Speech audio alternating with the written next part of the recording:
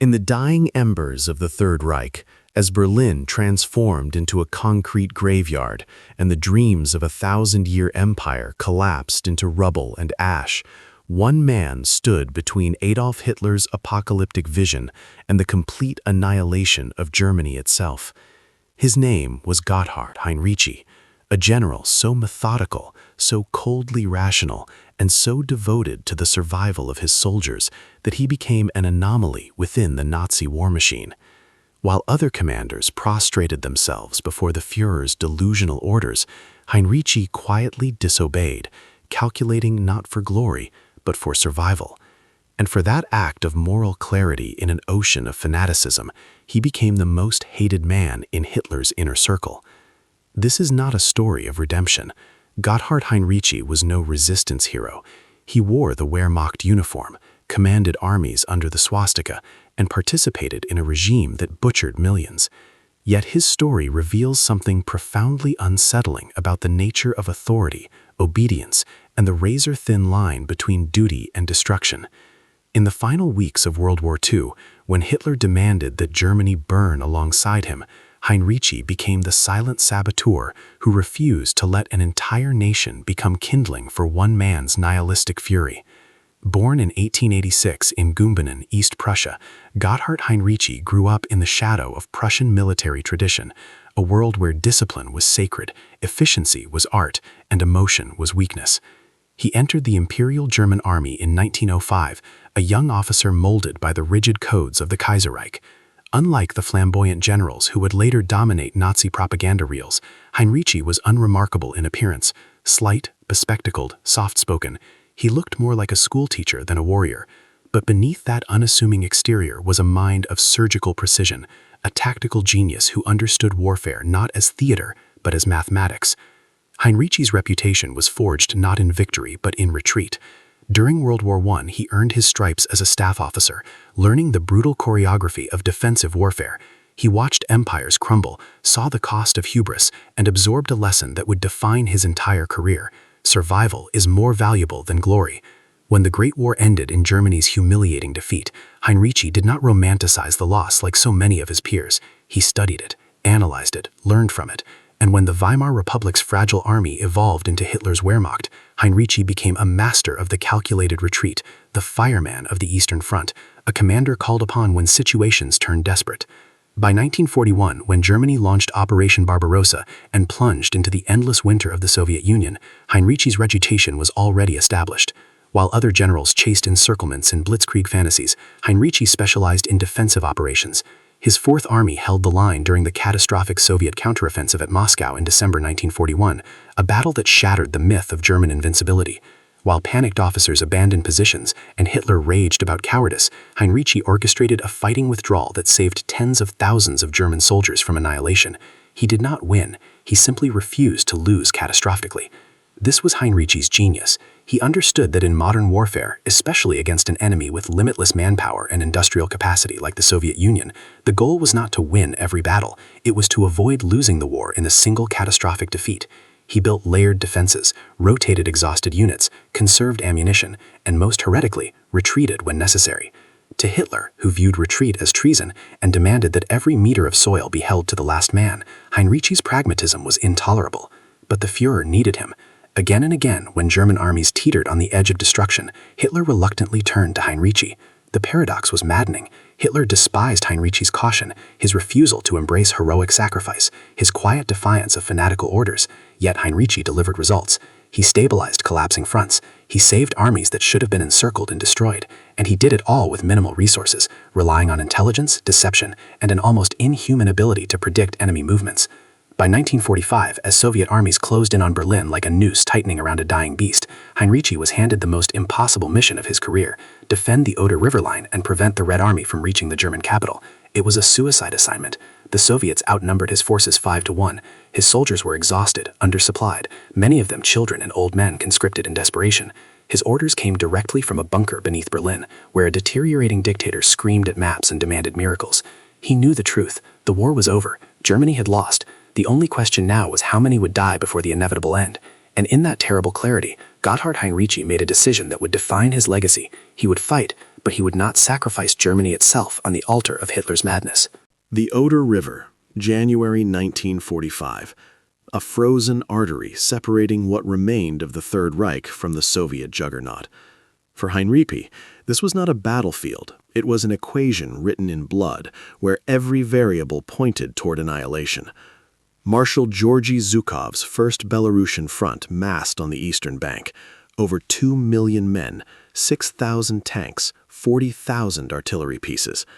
Against this apocalyptic force, Heinrici commanded Army Group Vistula, a grotesque misnomer for what was essentially a patchwork of broken divisions, Volkssturm militia armed with obsolete rifles, and Hitler youth boys whose hands trembled as they loaded Panzerfausts they barely understood how to fire. Most commanders would have despaired. Heinrici calculated. He had spent 4 years on the Eastern Front studying Soviet operational doctrine with the obsessive focus of a scientist examining a lethal virus. He knew how Zhukov thought, how the Red Army attacked, where their patterns revealed vulnerability. The Soviets favored overwhelming preparatory bombardments, hours of artillery saturation designed to obliterate defensive positions before the infantry advanced. Standard doctrine dictated defending the front line with maximum strength. Heinrici did the opposite. He created a system of elastic defense that would have infuriated Hitler had the Führer fully comprehended it. Heinrici placed only skeletal forces in the forward trenches, enough to maintain the illusion of presence, not enough to suffer catastrophic losses when the Soviet guns opened fire. His real defensive lines sat kilometers back, concealed, waiting. When Zhukov's bombardment came, and Heinrici knew precisely when it would come, his intelligence network having intercepted Soviet preparations, the shells would pulverize empty earth while the bulk of German forces remained intact, ready to counterattack once the barrage lifted and Soviet infantry advanced into the killing zones. But intelligence alone wouldn't save Army Group Vistula. Heinrici needed deception, misdirection, the kind of operational sleight of hand that required nerves of steel and absolute conviction. He rotated units constantly, creating the illusion of strength where there was only weakness. He used radio discipline to mask his true dispositions, fed false intelligence through captured partisans, and orchestrated limited counterattacks designed not to regain territory, but to create uncertainty in Soviet planning. Every decision was calibrated toward a single objective: delay. Not victory, delay. Buy time. Preserve forces. Prevent the total collapse that would allow the Red Army to sweep unimpeded into Berlin. Hitler, ensconced in his bunker beneath the Reich Chancellery, existed in a parallel reality. The Führer's daily military conferences had devolved into surreal theater, where he moved phantom divisions across maps, screamed about traitors and cowards, and issued orders to armies that no longer existed. When reports arrived describing the catastrophic situation on the Oder, Hitler blamed sabotage, defeatism, Jewish conspiracies, anything except the obvious truth that Germany's military capacity had been ground into dust by years of total war against enemies with superior numbers and industrial production. Heinrici attended some of these conferences. He sat quietly, bespectacled and unassuming, while Hitler raved. Other generals groveled, promised miracles, swore fanatical oaths. Heinrici offered cold assessments delivered in a monotone that must have sounded like blasphemy in that bunker of delusion. He told Hitler the truth. The Oder line could not hold indefinitely. Supplies were critically low. Reinforcements were non-existent. The soldiers were fighting with extraordinary courage, but courage could not stop tank armies when ammunition ran out. Hitler's response was predictable: fury, accusations of defeatism, demands for impossible offensives. But he did not relieve Heinrici. Not yet. Because somewhere in Hitler's deteriorating mind, beneath the layers of narcissistic rage and methamphetamine-fueled paranoia, there remained a flicker of recognition that Heinrici was the only general capable of performing miracles with wreckage. The Führer needed him, and that dependency bred a special kind of hatred, the hatred a drowning man feels toward the only person who might save him but refuses to pretend the water isn't rising. By March 1945, the contradictions became unsustainable. Hitler demanded that every meter of German soil be defended to the last bullet, the last man, the last breath. Heinrici understood that such fanaticism would result in the complete destruction of Germany's remaining military forces, leaving the civilian population utterly defenseless when Soviet armies finally broke through. He had seen what happened in East Prussia, where desperate last stands had accomplished nothing except ensuring that Red Army soldiers arrived in German towns with no organized military resistance to constrain their vengeance. The atrocities that followed, mass rapes, executions, looting, haunted Heinrici. He had no illusions about Soviet intentions, but he also understood a brutal calculus. Organized military resistance could eventually negotiate terms, create corridors for civilian evacuation, establish some framework for survival. Annihilation of the army meant total chaos. So Heinrici began to disobey, not dramatically, not with grand pronouncements or defiant speeches. He simply started ignoring certain orders. When Hitler commanded that specific positions be held regardless of cost, Heinrici withdrew forces under cover of darkness, claiming tactical adjustments. When ordered to launch counteroffensives with divisions that existed only on paper, he reported equipment failures, communication breakdowns, delays. He became a master of bureaucratic resistance, using the Wehrmacht's own cumbersome command structure as camouflage for his disobedience. This was not courage in the traditional sense. Heinrici was not plotting assassination or leading a coup. He was engaging in something more insidious and perhaps more dangerous. He was preserving the capacity for Germany to survive beyond Hitler's death wish. Every soldier he saved from a pointless last stand, every unit he withdrew before encirclement, every order he slow-walked or creatively misinterpreted, these were acts of quiet sabotage against the apocalyptic vision emanating from the Führer bunker.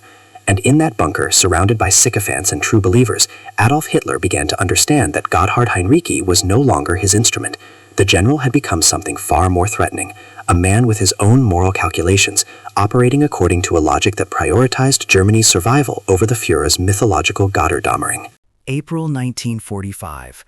The final act of European civilization's most catastrophic war began with the sound that had haunted Heinrici's nightmares for 4 years. The apocalyptic roar of Soviet artillery.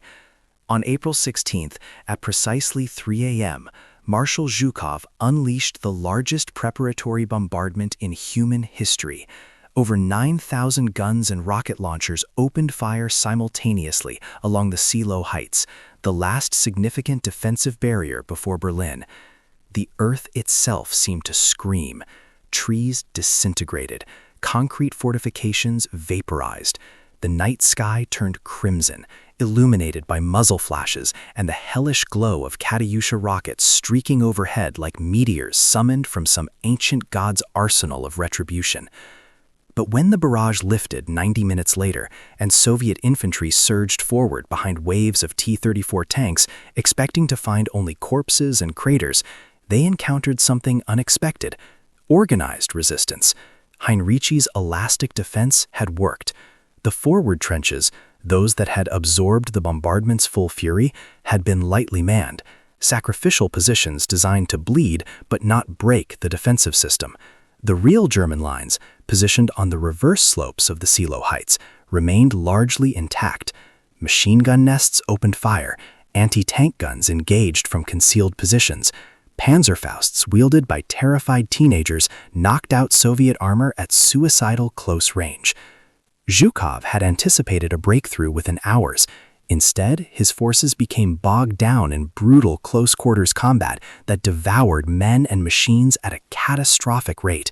Stalin, monitoring the offensive from Moscow, began to question Zhukov's competence. The Soviet marshal, desperate to deliver the victory he had promised, committed his strategic reserves prematurely, throwing wave after wave of troops into a meat grinder that Heinrici had engineered with cold precision. For 3 days, the Battle of the Seelow Heights raged. 33,000 Soviet soldiers killed, countless more wounded, all for a few kilometers of scorched earth. Heinrici had accomplished the impossible. He had delayed the inevitable. But delay was not victory, and both he and Hitler understood this fundamental truth, though they drew opposite conclusions. For Heinrici, every hour of delay meant more civilians evacuated westward, more soldiers withdrawn from certain death, more time to establish defensive perimeters that might allow for negotiated surrenders to Western Allied forces rather than unconditional capitulation to Soviet vengeance. For Hitler, Heinrici's success at Seelow Heights became proof that fanatical resistance could still turn the tide, that willpower could overcome material reality, that Germany's destiny remained unfulfilled. The Führer, his hands trembling from Parkinson's and pharmaceutical cocktails, seized upon Seelow Heights as validation of his worldview. If Heinrici could hold for 3 days, why not 3 weeks, 3 months? Why not launch counteroffensives, encircle Soviet armies, recreate the miracles of 1940? In his mind, the problem wasn't Germany's complete lack of reserves, fuel, ammunition, or functional supply lines. The problem was defeatist generals who lacked faith. And Heinrici, despite his tactical success, represented the most dangerous kind of defeatism: competent defeatism, defeatism that could actually survive. On April 19th, as Soviet forces finally broke through the Seelow Heights and began their final approach to Berlin, Hitler summoned Heinrici to the bunker. The meeting has been reconstructed from multiple accounts, though Heinrici himself spoke little of it in later years. What is known is this: Hitler demanded that Heinrici launch an immediate counteroffensive using SS General Felix Steiner's army detachment, approximately 10,000 exhausted troops that Hitler's delusional cartography had elevated to army status. Heinrici, his voice flat and devoid of emotion, explained that Steiner's army lacked the strength to hold defensive positions, much less attack. Hitler erupted. He accused Heinrici of cowardice, defeatism, treason. The general sat silently, waiting for the tantrum to exhaust itself. Then Hitler issued the order that would sever their relationship permanently. He was to strip all units from the northern and southern flanks of Berlin's defensive perimeter and concentrate everything into a single thrust toward the city center. It was tactically insane, strategically suicidal, and morally monstrous. Withdrawing those flank units would create massive gaps in the defensive line, allowing Soviet forces to pour through and encircle Berlin completely. Tens of thousands of German soldiers would be trapped, along with whatever remained of Berlin's civilian population, approximately 2 million people, mostly women, children, and elderly, already suffering from starvation and Allied bombing. Heinrici understood what Hitler was actually ordering: the creation of Fortress Berlin, a Wagnerian Götterdämmerung, where the Third Reich would make its final stand, burning everything in a sacrificial pyre. It was Stalingrad reversed, Germany's own twisted version of heroic annihilation. And Heinrici, veteran of 4 years of Eastern Front slaughter, knew exactly what that meant.